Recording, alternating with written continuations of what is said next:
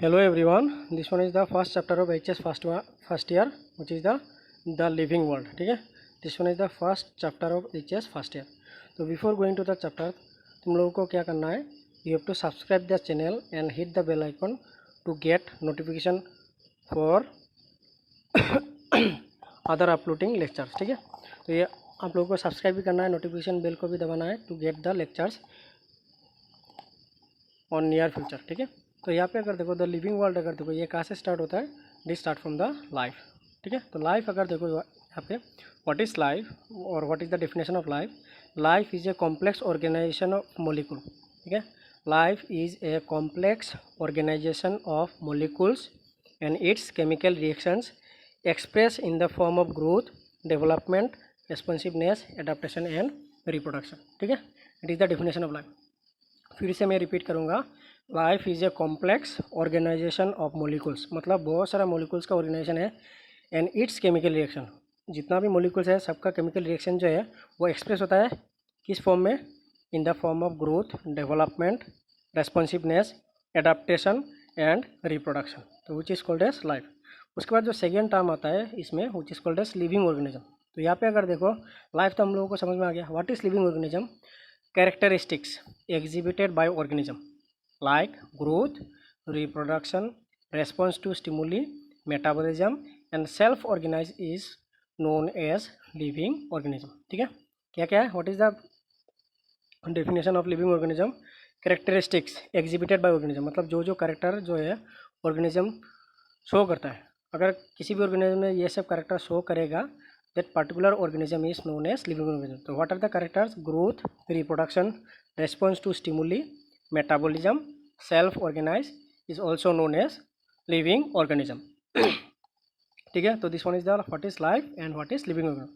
अभी living organism क्या है, अगर देखो living organisms include plants, animals and microbes. Living organisms include plants, animals and microbes.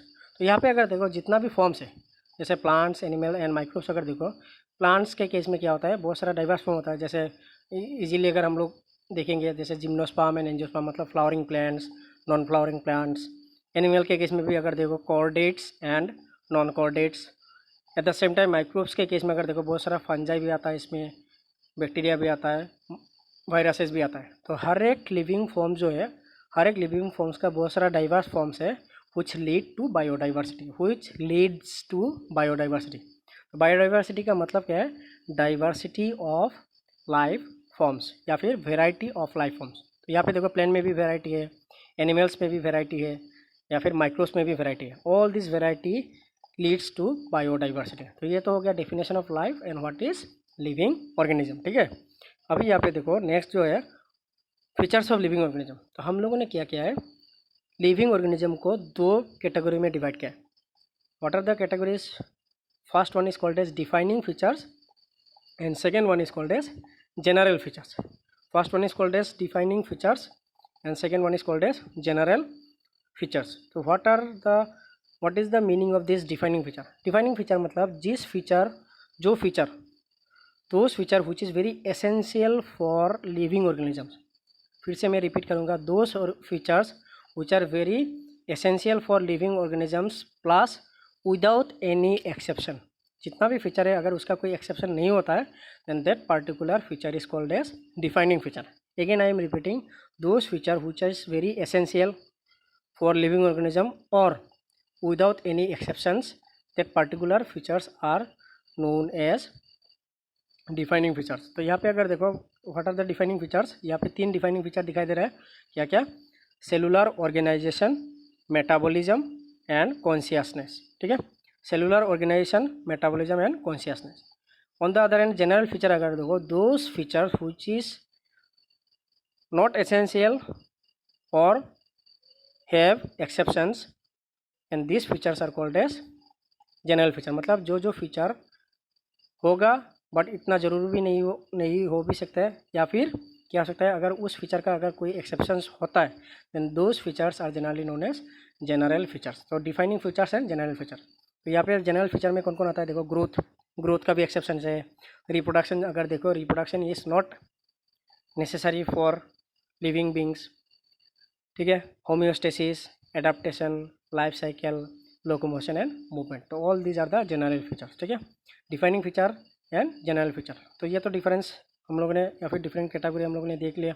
अभी हम लोग क्या करेंगे, जितना भी फीचर्स है हम लोग उसको अच्छे से डिफाइन करेंगे। तो नेक्स्ट अगर देखो तो हम लोग कहाँ से स्टार्ट करेंगे, डिफाइनिंग फीचर्स से। तो डिफाइनिंग फीचर्स अगर देखो इसमें से कौन सा आता है, first one is cellular organization. What is the feature, cellular organization. तो ये जो फीचर है इससे एक चीज़ समझ में आता है, what is the feature, this feature is related to the cells. ठीक है, तो सेल अगर देखो तो ये हम लोगों ने ये छोटे क्लास में भी किया है। What is the definition of cell, cell is the basic structural and functional unit of life. Cell is the basic structural and functional unit of life. ठीक है, यहाँ पे अगर देखो each and every organisms made up of cells. ठीक है, ये तो हम लोगों को पता है, हर एक ऑर्गेनिज्म जो है उसका सेल्स होता है। वायरस थोड़ा अलग है, बिकॉज वायरस का कोई प्रॉपर सेलुलर सिस्टम नहीं है, and virus is that is designated as particle between living and non living. ठीक है, क्योंकि वायरस जब लिविंग बींग्स के बॉडी के बाहर होता है they act like a non living, and when ever they enter into the living system they act like a living organism. ठीक है, बट उसका एक प्रॉपर सेलुलर सिस्टम नहीं है, वो अलग बात है। ऑन द अदर एंड अगर देखो cells are made up of protoplasm. हर एक सेल जो है, हर एक सेल में प्रोटोप्लाज्म होता है, and this protoplasm is also regarded as physical basis of life. Protoplasm is also regarded as या फिर नोन एज बोल सकते हो, which is known as physical basis of life. ये कभी कभी क्वेश्चन में आ सकता है, which part of the cell is known as physical basis of life, it is the protoplasm. ठीक है, अभी यहाँ पे देखो based on the number of cells. ठीक है, बेस्ड ऑन द नंबर, मैं फिर से रिपीट करूँगा, based on the number of cells organisms are of two types. ठीक है, based on the number of cells organisms are of two types. क्या क्या, एक है यूनिसेलुलर और दूसरा क्या है मल्टी सेलुलर। यहाँ पे अगर देखिए यूनि का मतलब क्या है, सिंगल, तो सिंगल सेल ऑर्गेनिज्म, मल्टी मतलब सेवरल, तो मल्टी सेलुलर ऑर्गेनिज्म। तो single cell and multi cellular organisms are present. तो यहाँ पे अगर देखो सिंगल सेल ऑर्गेनिज्म के केस में क्या होता है, एक ही सेल होता है, and that particular one cell is carried out all the vital activities of that particular organism. मतलब एक ही सेल जो है, वही एक सेल एक जो सेल होता है परफॉर्म ऑल द वाइटल, जो जितना भी इंपॉर्टेंट फंक्शंस होता है उस ऑर्गेनिज्म का, वही सेल मेंटेन करता है। On the other hand multi cellular के केस में अगर देखो, मल्टी सेलुलर ऑर्गेनिज्म के केस में एक डेफिनिट पैटर्न ऑफ ऑर्गेनाइजेशन समझ में आता है। यहाँ पे अगर देखो in multi cellular organisms group of cells constitute tissue, एक टिश्यू ऑर्गेनाइजेशन समझ में आता है। Then group of tissue form organ. ठीक है, organ, and group of organ से क्या बनता है, ऑर्गन सिस्टम। ठीक है, and group of organ system constitute the organism. मतलब यहाँ पे देखो डेफिनिट पैटर्न ऑफ ऑर्गेनाइजेशन होता है, क्या क्या, cellular organization, tissue organization, organ and organ system, जहाँ से क्या बनता है, ऑर्गेनिज्म। तो ये एक definite pattern of cellular organization is found in multi cellular forms. ठीक है, तो ये तो हो गया सेलुलर ऑर्गेनाइजेशन। नेक्स्ट जो डिफाइनिंग फीचर है which is called as metabolism. It is also very important because metabolism क्या है, metabolism is the sum total of all biochemical reactions. Sum total मतलब जितना भी बायोकेमिकल रिएक्शन, बायोकेमिकल मतलब जो chemical reaction biological या फिर लिविंग सिस्टम के साथ रिलेटेड है, तो सम total of all biological reactions occurs in living organism is known as metabolism. ठीक है, सम total of all biochemical reactions occur in living organism is known as metabolism. ठीक है, तो ये तो हो गया metabolism. Some total of all biochemical reactions occurs in living organism is known as metabolism. ठीक है, अभी यहाँ पे अगर बायोकेमिकल रिएक्शन जो है, यहाँ पे हम लोगों ने दो टाइप का मेटाबॉलिज्म डिवाइड किया है। तो what are the different types of metabolism, metabolism is of two types. क्या क्या है, one is anabolism and second one is catabolism. ठीक है, एनाबॉलिज्म एंड कैटाबॉलिज्म। तो अगर ये जो दोनों टाइप है, दोनों का बेसिक डिफरेंस क्या है, यहाँ पे अगर देखो नेक्स्ट पॉइंट में एनाबॉलिज्म का डेफिनेशन मैंने दिया है। What is anabolism, anabolism is known as constructive और बिल्डिंग अप प्रोसेस। ठीक है, anabolism is known as constructive और building up process in which simple molecules develop into complex one, in which simple molecules develop into complex one. फिर से मैं repeat करूँगा, anabolism is known as constructive और building up process, ठीक है, in which single और simple molecules develop into complex one. जैसे इसका अगर एग्जांपल देखो फोटोसिंथेसिस, तो फोटोसिंथेसिस का अगर रिएक्शन देखो इसमें क्या आता है, कार्बन डाइऑक्साइड एंड वाटर जो है तो कंबाइन होकर क्या फॉर्म होता है, ग्लूकोज। तो कार्बन डाइऑक्साइड एंड वाटर जो है these are the simple molecules and क्या फॉर्म होता है, glucose which is the complex organic molecule. तो that is why photosynthesis is the example of anabolism. On the other hand catabolism अगर देखो, what is catabolism, catabolism is known as break down process. ठीक है, catabolism is known as break down process in which complex molecules converted into simple one. ठीक है, catabolism क्या है, catabolism is known as break down process in which complex molecules are converted into simple one. इसका अगर example देखो, respiration and digestion. Respiration के case में क्या होता है, जो फोटोसिंथेसिस में जो ग्लूकोज फॉर्म हुआ था वही ग्लूकोज ब्रेक डाउन होता है एंड सिंपल मोलिकुल में कन्वर्ट होता है। At the same time digestion के केस में अगर देखो, जितना भी हम लोग न्यूट्रिएंट एज ए फूड हम लोग इनटेक करते हैं, these are generally the complex molecule, जैसे प्रोटीन्स हो गया, कार्बोहाइड्रेट्स हो गया, all these are complex molecule. All this complex molecules जब हम लोग as a food material consume करते हैं, all this food materials are digested and converted into simpler absorbable form. मतलब सिंपल भी हो गया plus it is easy to absorb in our body. तो that is why digestion is also included under catabolism, क्योंकि इसमें क्या होता है, कॉम्प्लेक्स जो मोलिकुल्स होता है वो ब्रेक डाउन होकर सिंपलर एब्जॉर्बेबल फॉर्म में कन्वर्ट हो जाता है।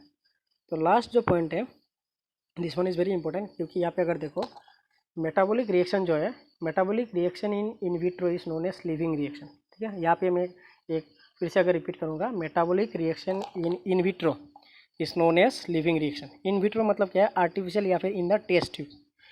कोई भी मेटाबॉलिक रिएक्शन को अगर हम लोग टेस्ट ट्यूब में करेंगे, वो रिएक्शन क्या है, the reaction is living reaction. Living reaction मतलब reaction is working, but this reaction is not occurs in the living system but not in living things। ठीक है, thus this type of reaction is neither living or non living। ठीक है, neither living और non living। ठीक है, तो ये तो हो गया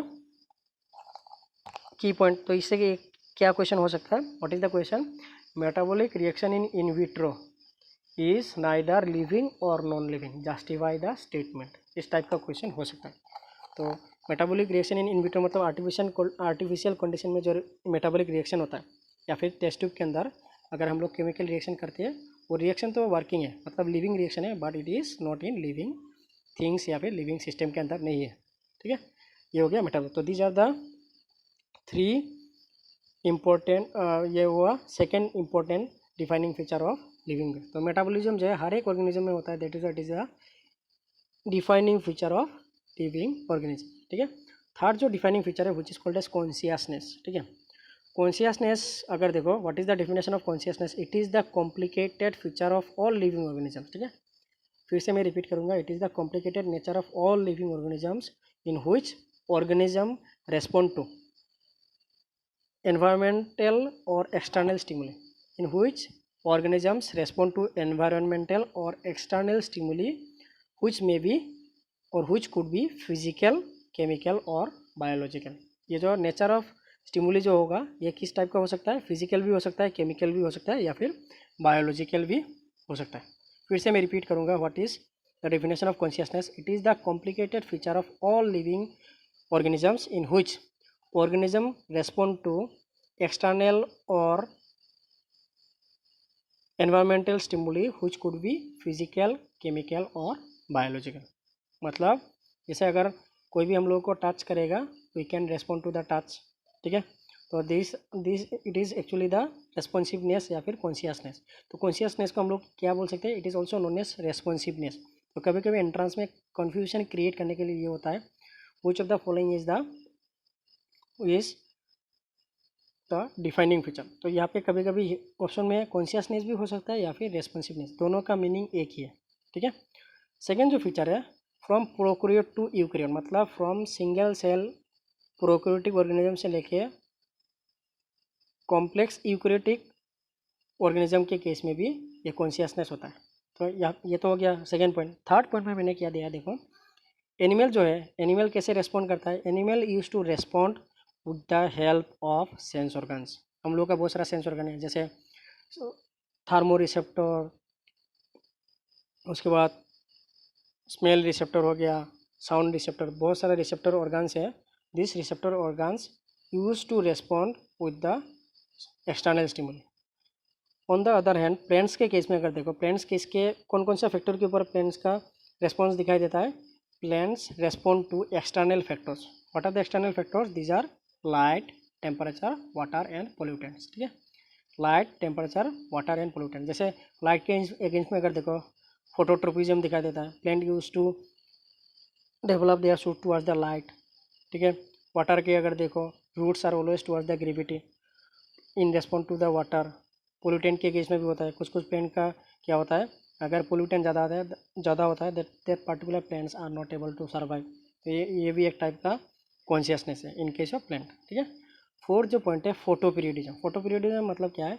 it is the day length light, day length of a particular area और हैबिटेट.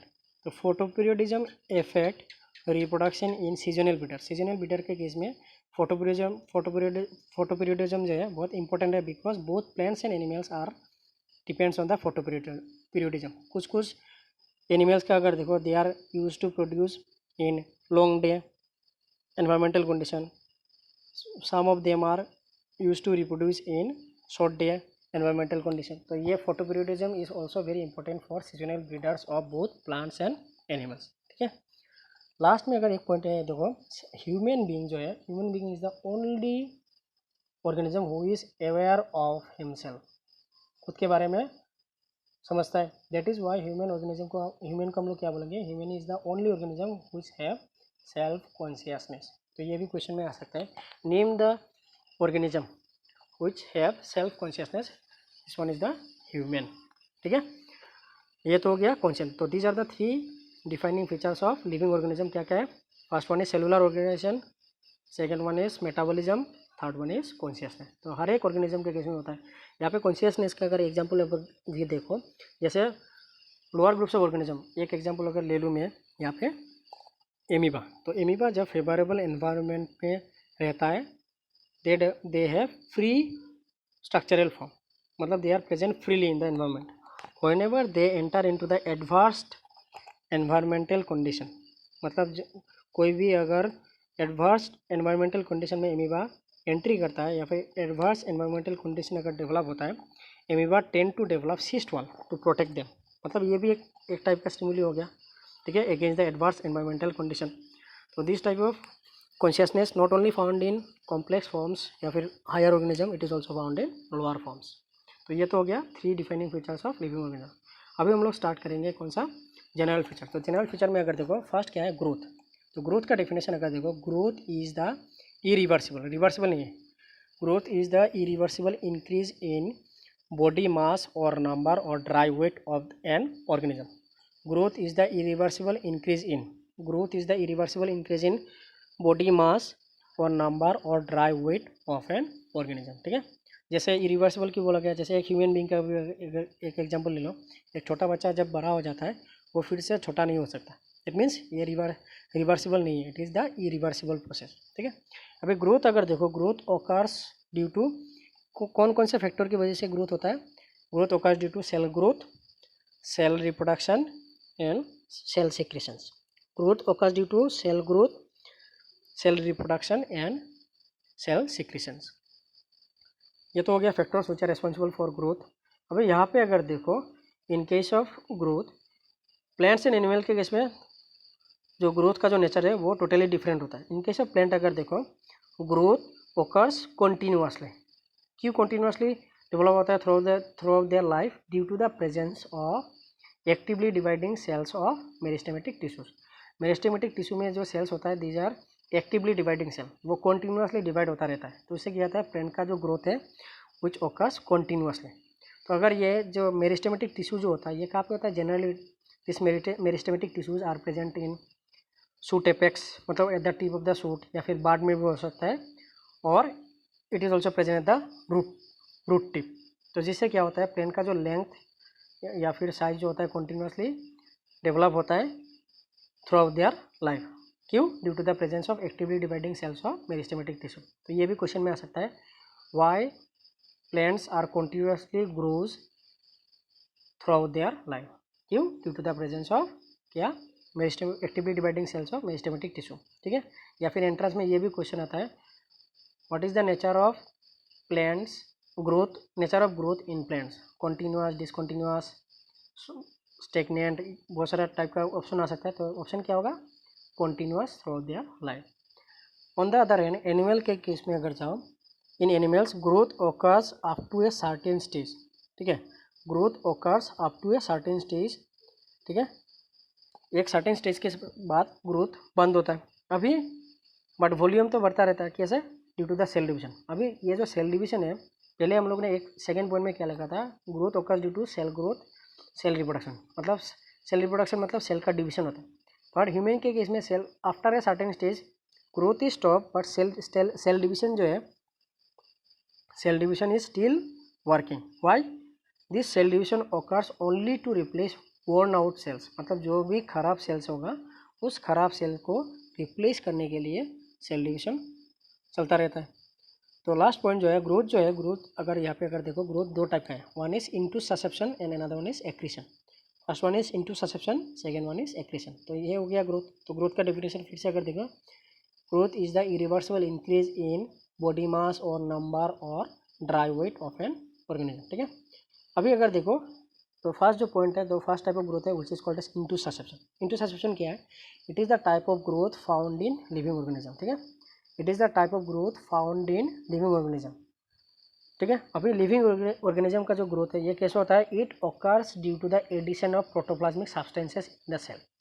सेल के अंदर प्रोटोप्लाज्मिक सब्सटेंस का एडिशन की वजह से का ग्रोथ होता है। That is why growth of living organism is also known as internal growth. ठीक है। फिर से देखो, it is the type of growth found in living organism. तो यहाँ पे ग्रोथ कैसे होता है?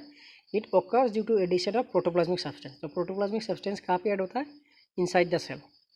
That is why this type of growth is also known as internal growth. ठीक है। अभी ये जो लिविंग ऑर्गेनिज्म में जो ग्रोथ होता है ये क्यों होता है? Due to the presence of growth producing substances. Second point में मैंने क्या दिया है, देखो, this type of growth occurs due to the presence of growth producing substances. ठीक है। अभी थर्ड पॉइंट में देखो, दिस ग्रोथ प्रोड्यूसिंग सब्सटेंसेज अगर देखो यहाँ पे there are two types of growth producing substances. These are protoplasmic substances and apoplasmic substances. ठीक है। अभी प्रोटोप्लाज्मिक सब्सटेंसेज अगर देखो, this protoplasmic substances are living matter. समझ में आ रहा है? Protoplasmic substances are living matter which form, उससे क्या बनता है? Nucleus and cytoplasm. Protoplasmic substances are living matter which form nucleus and cytoplasm. On the other hand apoplasmic substances अगर देखो, they are non living matter which form cell wall and cell membrane. तो ये basic difference हो गया protoplasmic and apoplasmic substance में। Protoplasmic substance क्या है? The substances are living matter which form nucleus and cytoplasm. Apoplasmic से क्या form होता है? It is the non living matter which forming cell wall and cell membrane. तो ये तो हो गया into substance. Second type of growth क्या है? Which is called as accretion. It is the type of growth found in और occurs in non living organism. ठीक है। ये कैसे होता है? It occurs due to the addition of similar type of substances on their surface. ठीक है। यहाँ पे शायद मैंने नहीं लिखा है, फिर से मैं रिपीट करूँगा। It is the type of growth found in non living substances. ठीक है। ये कैसे होता है? It occurs due to the addition of similar types of substances on their surface, मतलब बाहर की तरफ ऐड होता है सिमिलर टाइप ऑफ सब्सटेंस। ठीक है। एक्रीशन अगर देखो, that is why accretion is also known as external growth. और इसका अगर एग्जांपल देखो, this type of growth is generally found in stones and crystals. Stone को अगर हम लोग, कोई भी स्टोन अगर मिट्टी के अंदर जो बहुत दिन रहेगा तो स्टोन का जो ग्रोथ है बढ़ेगा, क्योंकि स्टोन का जो इन पार्टिकल होता है सॉइल के है, तो on the surface soil particle के एडिशन की वजह से स्टोन्स का फॉर्मेशन होता है। एट द सेम टाइम अगर एक एग्जाम्पल अगर ले लो, जैसे आइस बॉल। ठीक है। आइस बॉल को अगर हम लोग आइस सरफेस के ऊपर छोड़ देंगे, जितना वो रोल करेगा धीरे धीरे उसका साइज बढ़ता रहेगा। तो ये भी तो एक टाइप ऑफ ग्रोथ है। तो ये कहाँ से हो रहा है? वो एक्सटर्नली हो रहा है, not internally. That is what is called as accretion और एक्सटर्नल ग्रोथ। तो यहाँ पे मैंने एक पॉइंट नोट किया है, देखो, growth of higher plants and animals are exclusively mutual event. ठीक है। ये this one is very important. ये एक बार एनसीईआरटी नीट एग्जाम में आ सकता है, या फिर एनसीईआरटी बुक में भी दिया हुआ है ये लाइन। क्या है? Growth of higher plants and animals are exclusively mutual. दोनों म्यूचुअल इवेंट क्यों है?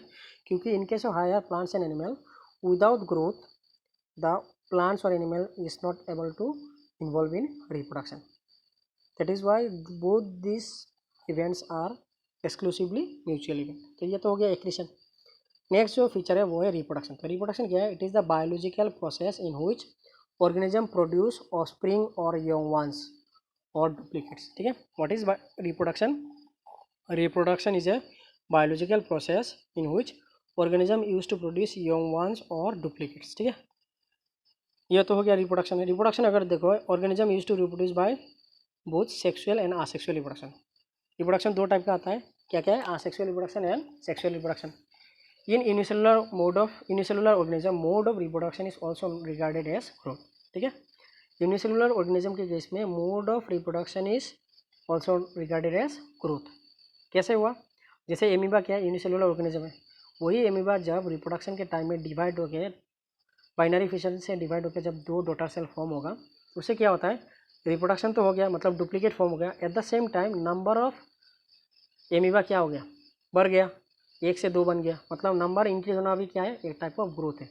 ठीक है, तो that is why in case of unicellular organism mode of reproduction is also regarded as growth. ठीक है, तो ये तो हो गया रिप्रोडक्शन। अभी रिप्रोडक्शन को हम लोग ने, अभी एक क्वेश्चन हो सकता है कि तुम लोगों के दिमाग में रिप्रोडक्शन क्यों डिफाइनिंग फीचर नहीं है या फिर ग्रोथ क्यों नहीं है? क्योंकि ग्रोथ के केस में एक्सेप्शन क्या निकला? नॉन लिविंग सब्सटेंस में भी ग्रोथ होता है, मतलब ये सिर्फ लिविंग में होगा ऐसा तो नहीं है। At the same time reproduction भी अगर देखो, अगर हम लोग बोलेंगे रिप्रोडक्शन तो हर एक ऑर्गेनिज्म में होता है, but why it is not included under defining feature? इसका एक ही रीज़न है। इसका रीज़न क्या है? इन केस ऑफ बहुत सारे ऑर्गेनिज्म के केस में क्या, इन केस ऑफ ऑर्गेनिज्म अगर देखो रिप्रोडक्शन, अगर कोई भी ऑर्गेनिज्म अगर रिप्रोडक्शन नहीं करेगा, still they can survive.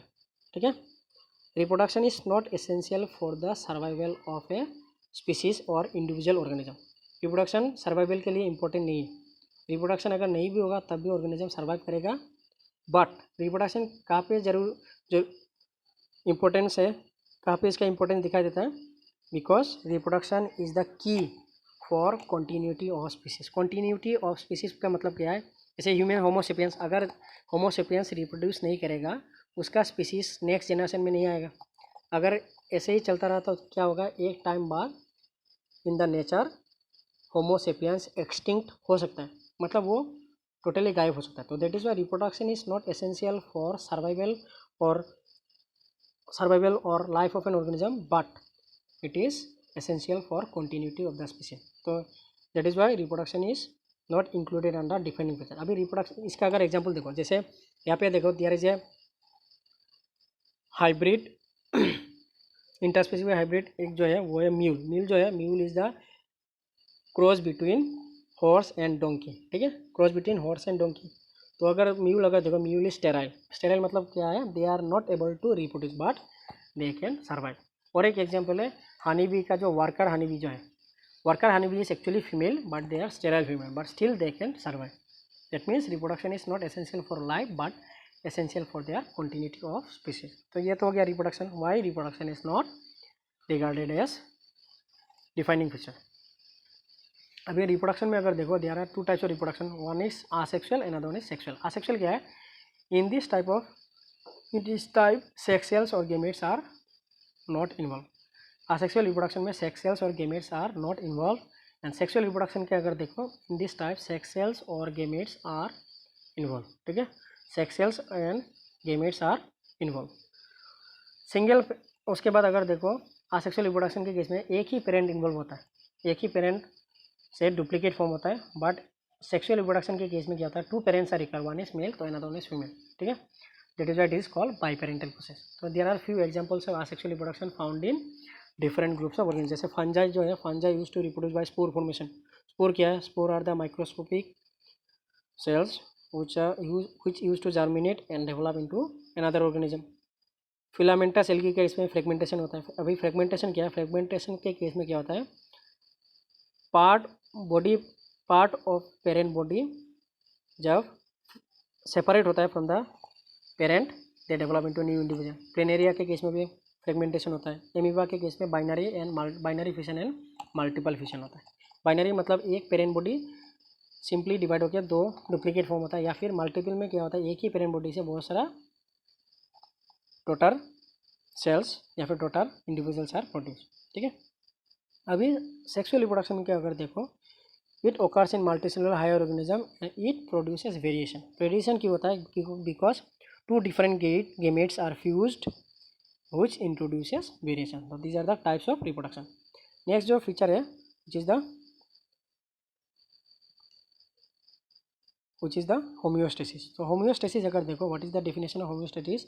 Homeostasis, it is the maintenance of constant external environment in the body of living beings is called homeostasis. ठीक है, it is the maintenance of constant internal environment in the body of living being is called homeostasis. मैं फिर से repeat करूँगा, it is the maintenance of constant internal environment in the body of living being is called homeostasis. जैसे cold blooded organism के case में भी दिखाई देता है, at the same time warm blooded के केस में भी दिखाई देता है। यहाँ पे अगर देखो कोल्ड ब्लडेड एनिमल्स कैसे मेंटेन करता है उनका internal environment. Cold-blooded animals maintain their internal environment by hibernation. जैसे इसको क्या बोलते हैं, विंटर स्लीप एंड एस्टिवेशन, मतलब समर स्लीप। ठीक है, ये दो प्रोसेस से कोल्ड ब्लडेड एनिमल क्या करता है, उनका बॉडी का जो टेम्परेचर है मेंटेन करता है। On the other hand multicellular organisms also perform this type of activity. जैसे इन केस ऑफ ह्यूमन्स अगर देखो, दे maintain temperature by shivering in winter season. Winter season में क्या होता है, हम लोग का बॉडी का क्या होता है, शिवरिंग होता है। शिवरिंग मतलब सर्दी में जो हम लोग का बॉडी जो कांपना शुरू होता है उसको हम लोग बोलते हैं शिवरिंग। तो उससे क्या होता है, कुछ एनर्जी एंड टेम्परेचर जनरेट होता है which is essential. On the other hand गर्मी के सीजन में क्या होता है, स्वेटिंग होता है। स्वेटिंग से क्या होता है, बॉडी का कुछ अमाउंट ऑफ टेम्परेचर जो है वेपर के साथ बॉडी से रिलीज होता है। तो उससे क्या होता है, हम लोग का जो टेम्परेचर जो है थोड़ा बहुत मेंटेन होता है। ठीक है, ये हो गया होम्योस्टेसिस। नेक्स्ट अगर देखो एडाप्टेशन। एडाप्टेशन क्या है, it is the phenomenon by which, ठीक है, it is the phenomenon by which organism tend to cope up और adjust with the external environment is called adaptation. कोई भी ऑर्गेनिज्म जब बाहर के एनवायरनमेंट के साथ एडजस्ट कर लेता है उस प्रोसेस को हम लोग बोलते हैं एडाप्टेशन। तो एडाप्टेशन अगर देखो, यहाँ पे बहुत सारा टाइप का एडाप्टेशन है, short adaptation, long adaptation and permanent. Short adaptation मतलब क्या होता है, जैसे इसका एग्जांपल अगर देखो हाइबरनेशन और एस्टिवेशन। हाइबरनेशन मतलब क्या है, winter season. Cold blooded animal use to hide themselves during winter environment. ये कुछ ड्यूरेशन के लिए होता है, 1 महीना या फिर कम से कम 4 to 6 मंथ हो सकता है। इट में भी long time adaptation. Long time adaptation किसके केस में होता है, सीजनल ब्रीडर्स के केस में। सीजन के हिसाब से उनका रिप्रोडक्टिव नेचर दिखाई देता है, that is why this called long term adaptation. On the other hand there is another type of adaptation which is called permanent adaptation. जैसे किस में दिखाई देता है, इन केस ऑफ बर्ड्स। ठीक है, बर्ड्स के केस में क्या होता है, four limb is modified into wings. उनका जो दोनों पैर है वो मॉडिफाई होकर क्या बनता है, विंग्स फॉर फ्लाइंग। तो ये परमानेंटली चेंज हुआ है, ये कभी ये नहीं होता कि विंग से डेवलप होता है legs. That is why it is a permanent type of adaptation. ठीक है, तो ये तो हो गया और एक फीचर। नेक्स्ट जो फीचर है which is called as life cycle. तो लाइफ साइकिल अगर देखो, ईच एंड एवरी ऑर्गेनिज्म का एक डेफिनिट लाइफ साइकिल होता है। ठीक है, it may vary organism to organism. किसी का बहुत लंबा होता है लाइफ साइकिल, किसी का बहुत शॉर्ट होता है। तो it start from birth to natural death and is तो the duration between birth to natural death, जिसको हम लोग कभी कभी बोलते हैं लाइफ स्पैन। तो each and every organism have definite life cycle, may be very organism to organism. ठीक है, अभी अगर देखो लाइफ साइकिल में अगर देखो बहुत सारा ऑर्गेनिज्म में बहुत सारा फेजेस हो सकता है। It may be ranges between 4 to 5 phases. तो यहाँ पे अगर देखो what are the phases of life cycle, this phases are growth, birth तो होगा ही, उसके बाद क्या होगा, growth, maturation, ageing and death. ठीक है, ग्रोथ होगा, उसके बाद मेच्योर होगा, देन एजिंग और सेनेसेंस एंड देन डेथ। तो these are the 4 features of life cycle.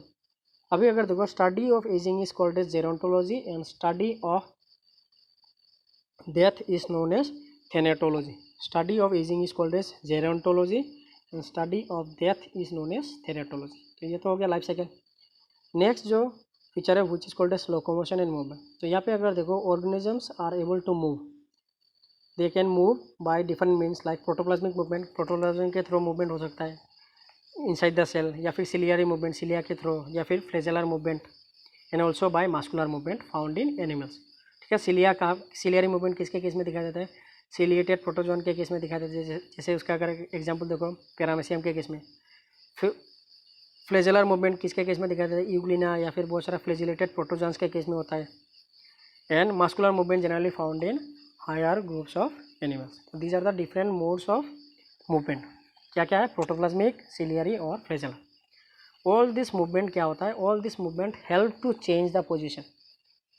ठीक है, किसी एक ऑर्गेनिज्म का जो बॉडी का जो पोजीशन है एक प्लेस से दूसरे प्लेस में चेंज करने के लिए हेल्प होता है। तो all this movement help to change the position of an organism which is regarded as locomotion. ठीक है, ऑल दिस मूवमेंट से क्या होता है? जितना भी मूवमेंट है उसका आउटकम क्या निकलता है? एक ऑर्गेनिज्म एक प्लेस से दूसरे प्लेस में जा सकता है, that is what is called as locomotion. ठीक है, तो ये हो गया लोकोमोशन एंड मूवमेंट।